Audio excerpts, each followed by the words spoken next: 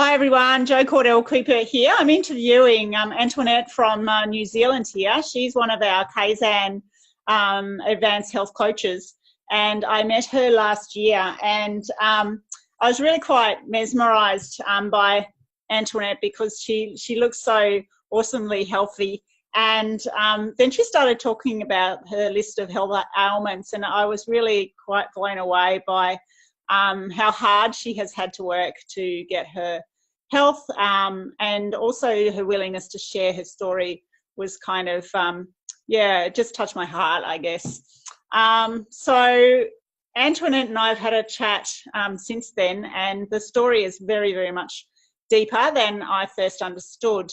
But the first thing Antoinette shared with us was she had one thyroid gland removed, and she's the only person I've heard of who has had that, and what happened next was crazy too. So welcome, Antoinette. I'd just like you to share with us what the symptoms were. What were the first symptoms that you had to make you think all's not well?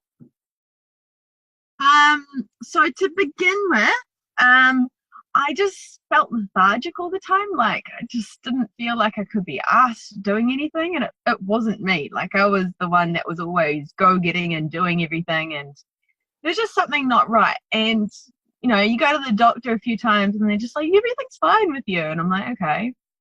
But then I started getting like shakes and an inability to concentrate, and before then, I can't remember, like a year or two before then, they told me I had IBS, and I thought IBS was a thing all on its own. I had no idea that it could be related to anything else. And so I'd had these gut problems, and I was, overweight, and nothing I ate seemed to work, and just wasn't cool. But what really, really tipped the scales was when I was going for a walk, and I didn't have coffee that day. I felt like I had coffee. My heart was racing so much. And then my heart started to hurt really badly, like so much so that you would just wanted to clutch your chest and end up on the ground. And maybe it was 500 meters away from home. Like the park was just across the road. It wasn't that far. And I managed to get home. And I remember getting home and I was like, that is not normal. I don't care what any doctor says. That is not normal. So then that's when I went back to the doctor, and they actually started paying attention. Yeah. Can you tell us a little bit? So that's about 10 years ago, yeah? Yeah. Yeah, we were. How old were you? How old was I? So that was, I just turned 21. Okay, so should be, yeah, young, fit thing. Yeah. It can happen at any age. Now I know so much more about it. But yeah, I thought I was having symptoms that were far beyond my years. Yeah. So what medically did they sort of diagnose? What pathway did they take you along? To begin with, they didn't know what it was. And then they started doing some blood tests, and they were like, oh, okay, you're kind of outside the normal ranges for like thyroid and stuff, so we'll put you on some medication. And then they upped the medication again because nothing was changing. And then I think I got to, at one point I was over 100, I think it was milligrams or something like that. I can't remember. It's been a while since I've taken them. Maybe it was 150, but we were on quite a high dose. And then when the heart stuff started revving up quite bad, they also put me on beta blockers. Okay, so any other audience doesn't know what a beta blocker does, it slows your heart rate. Yeah. And at 21, I should not be on medication for my heart. No. So can you tell us a little bit more? I know this will probably be hard for you, but just tell us a little bit more about your relationship around that time. So coming up to my 21st birthday, I was single and I was happy. I was very, very happy. And then I met this guy and I thought he was awesome. Turned out not so much. And then we had planned a wedding, And I have no idea how any of this kind of happened now. Like, looking back, I was really, really crazy. But we were going to get married and set the date, and I had a wedding and we had a ring and we had everything planned. And it was 6 months. No, it was 9 months from when we met. 9 months, something like that. Mm-hmm. But he had started to be quite abusive. First off, it started in signs with himself. He was, doing things that he wanted to drive into a river. He wanted to cut himself, jump out windows, all sorts of things like that. So I started to get stressed because I was dealing with that, and I was trying to hold someone back from their own demons. And then because I think this is how you never can really justify these things properly, but I think then because I was helping him with trying not to do that, then maybe his way was lashing back out at me and saying, basically, I felt like I wasn't good enough, I couldn't do anything right. And then the abuse towards me started occurring, and it occurred more and more. And then I remember as my symptoms worsened, now I had no idea there was a link at the time. It was only probably about 3 years ago that I realized that there was a link to my emotional state as to what was actually going on in my body, and illnesses and disease and stuff like that. But once the September earthquake happened in Christchurch, that's when I really noticed things changed big time. You were living in Christchurch? Yeah, I was living in Christchurch. Yeah. So yeah, no, that was a big shift. And then this is the right. So I can't. Well, I didn't cancel the wedding per se. Like, I didn't really know what was going on, and so I cancelled the venue, and I blamed it on the earthquakes because it was a stone church. Okay. So. And you lost your home in that? Yeah, so we had to move out of that one. So that one was right by the centre of the earthquakes. Well, yeah, it was roughly near there. Basically, I don't know if anyone saw on TV around that time, but the River Avon, it had a bridge. There was a bridge going across, and basically that bridge was all twisted up. And our house was about 50 metres away from that bridge at the time. And then the street behind us, all the houses had sunken and were flooded. Yeah. So, yeah. So that's a really uncontrollable stress, isn't it? That's massive.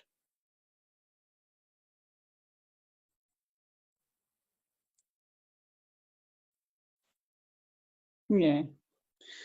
All right. So what happened with your health after earthquake number 1? I got to a stage where I couldn't work, which wasn't ideal. And I had also had a injury on my back then that I was working through as well. So things like were getting worse, and it wasn't getting any better. So they planned a surgery date to have half my thyroid removed, because it was chaotic. It was out of control. It was all over the place. It was totally overloaded. And so that was planned the day, or the day before, or the 2 days before the February earthquake. And so I had that, and then the February earthquake happened the day after I got out of hospital. So that's the second earthquake of Christchurch. Well, the second big one, yeah. Yeah, the second big one. Yeah. So what do you do when you've just had some rods and someone put in your back? Is that right? No, not back then. Not back then. That's more recently. That's 5 years ago now. Yeah. Go in 1 month's time. Yeah. So what happened back then? Yeah, basically, I've got a big scar from here to here where half my thyroid was removed. When I got out of hospital, like I was feeling, good. I was quite scared going in, they're cutting into my throat, and I remember this horrible circumstance. I was alone, in recovery, and yeah, it was in the middle of the night, and I went to the like lounge or whatever, and because I couldn't sleep because I was too scared of all these drains that were in my throat. And I went and sat down, and someone made me a cuppa, and I went to get back up because I had calmed down by that point. For whatever reason, I was worked up. I think it was just because I was freaked out about everything. And I had calmed down by that point, and I was going to go back to my bed and the ward, and one of my drains got stuck in between the couch or the chair, and I got up, and it pulled, and my fucking goodness, it gave me a heart attack. Everything was okay, obviously.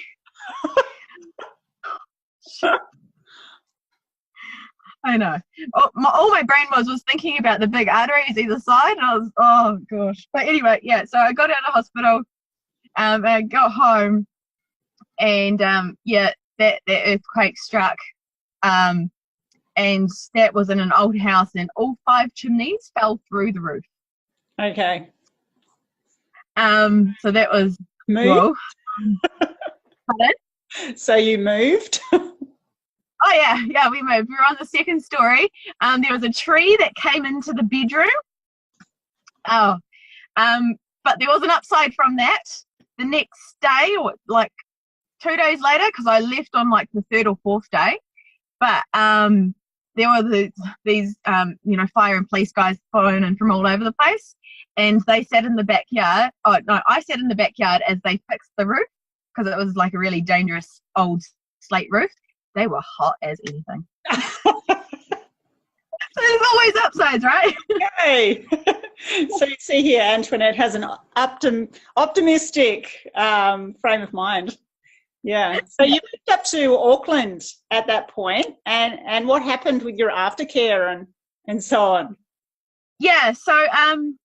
So that happened, and then a few days later, I was like, right, this is the perfect time to escape. I'm going to escape for a few days. I need some time. Also, the relationship things had gotten quite heavy by that stage. Everything that came out of his mouth was basically that all blamed on the thyroid. So I felt like I couldn't do anything right because it was my thyroid and I was broken. Right. Anything bad I did was blamed on my thyroid. And so, yeah, I gapped it to Auckland, and out of the blue, someone pulled some strings for me, and I got a job offer. Like, I was like, what is this? Yeah. And so I was like, okay, all right, well, this is the universe saying, here's a chance, take it. And so I took it, and I ran with it. And the Red Cross and everything helped me get set up again up here. I lived above a pub for a wee while. But the aftercare side of things were not the best. So I went to go to Auckland City Hospital, which is funnily enough exactly where I am at right now. But anyway, yeah, I went to go to Auckland City Hospital for them to do aftercare because, I got a great big wound here. It's not the most attractive thing. Oh yeah, self-conscious as fuck, by the way. Sorry, excuse the swearing. Felt like I had to wear my hair down all the time and scarves. I didn't want to see anyone, didn't want to talk to anyone. But what made it worse was Auckland Hospital then basically told me that I was trying to cheat the system, and I was like a person who didn't deserve healthcare. And so it was like they called me a refugee. No, it was like an immigrant, or I can't even remember, but I was so offended. I'm like, just call Christchurch. And they wouldn't. So after pulling a scene, and I remember the scene, so I had to get funding because I had nowhere to live, and we were sorting all through that, and Red Cross was amazing. But WINS up here didn't want to know about anything. So I went into a WINS office on the North Shore, which is, for any of your Australian people, is like basically the government's form of assistance. Yep.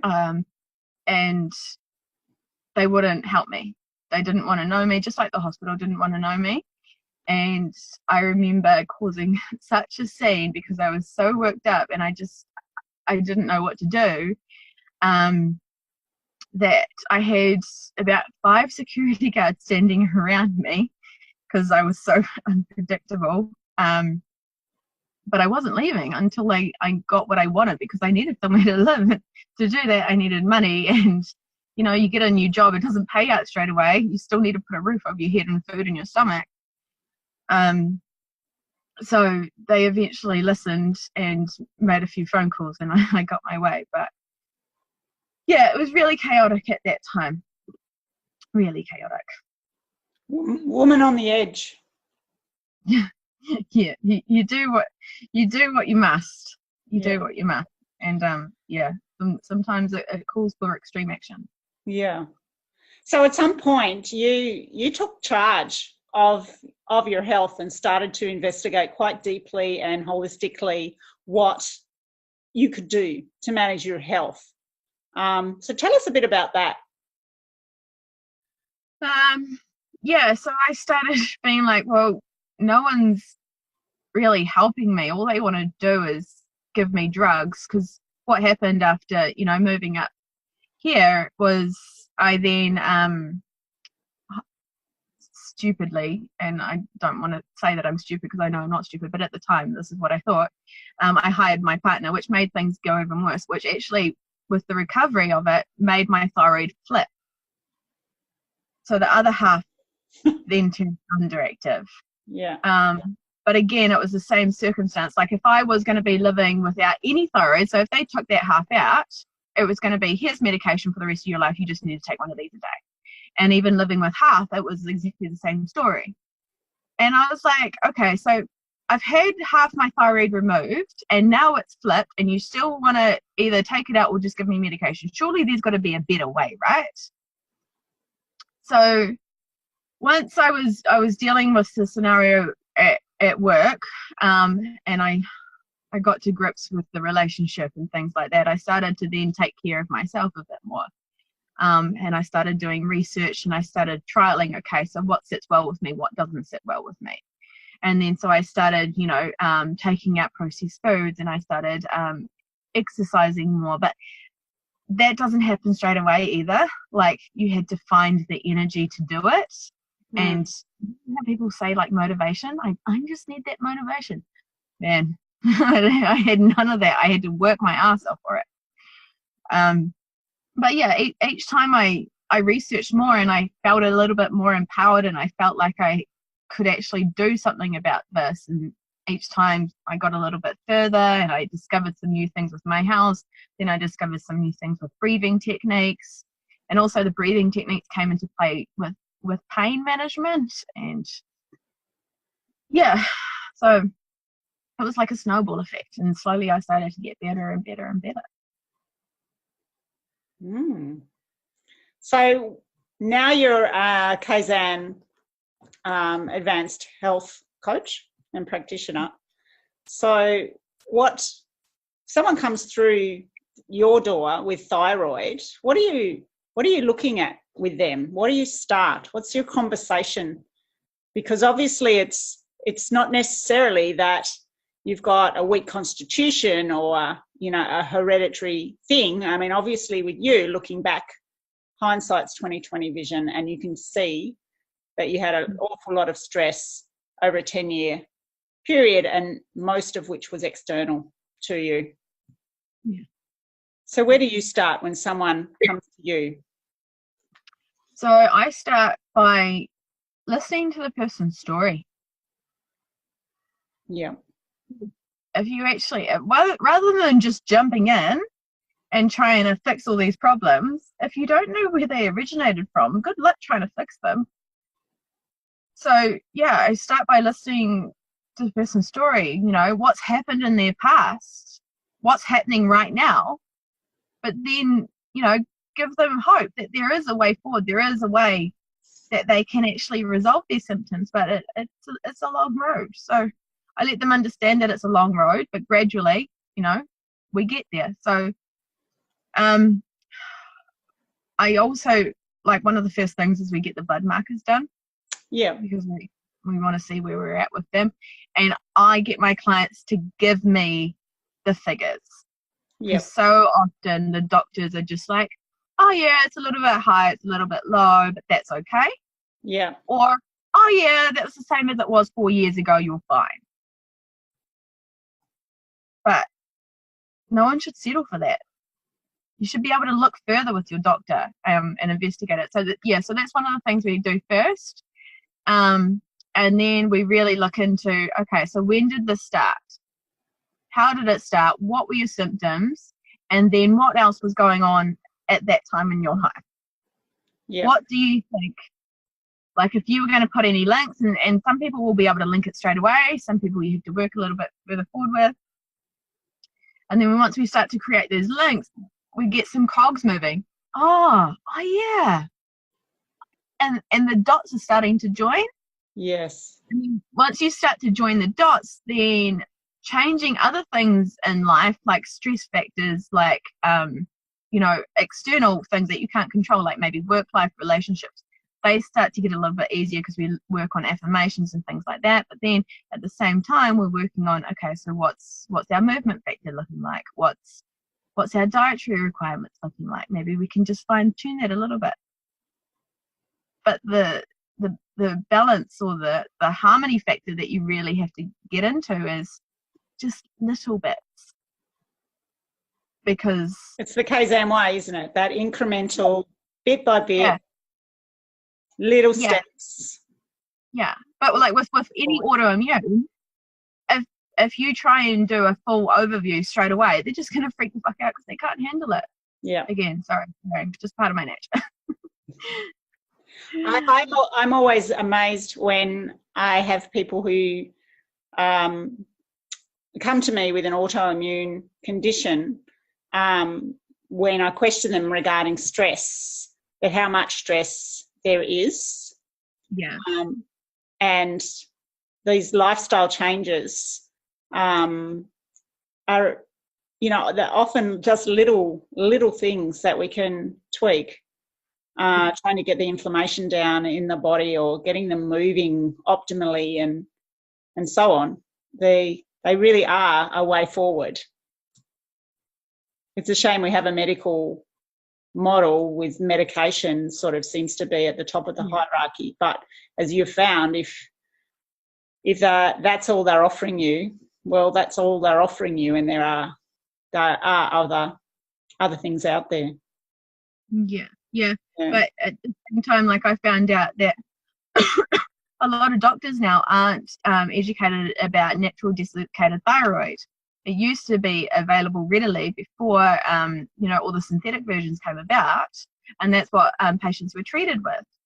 But ever since the levothyroxine and all the likes of those have come about, apparently the doctors aren't educated about NDT. So when I went to, research about NDT and then present it, they thought it was all new mumbo jumbo and had no idea.